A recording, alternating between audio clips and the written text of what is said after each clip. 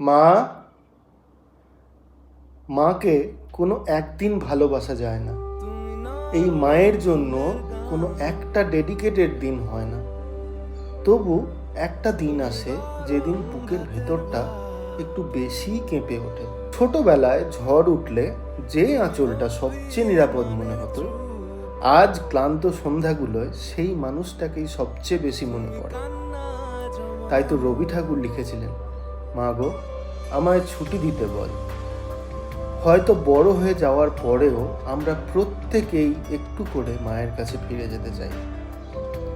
এই পৃথিবীর সব মায়েদের জন্য ভালোবাসা, যারা নিঃশব্দে সংসার আগলে রাখেন আর নিজের স্বপ্নগুলোকে ভাঁজ করে রেখে দেন সন্তানের হাসির পাশে।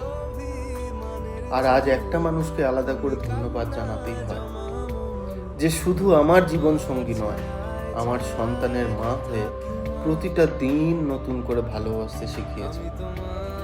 রাত জেগে ক্লান্ত চোখে হাসি রাখা, নিজের কষ্ট লুকিয়ে সবাইকে আগলে রাখা, হয়তো এভাবেই একজন নারী ধীরে ধীরে মা হয়ে ওঠেন।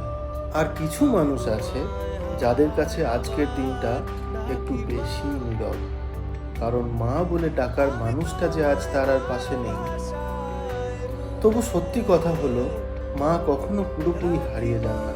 তিনি থেকে যান অভ্যাসে, প্রার্থনায়, পুজোর গন্ধে আর ভীষণ মন খারাপের রাতে।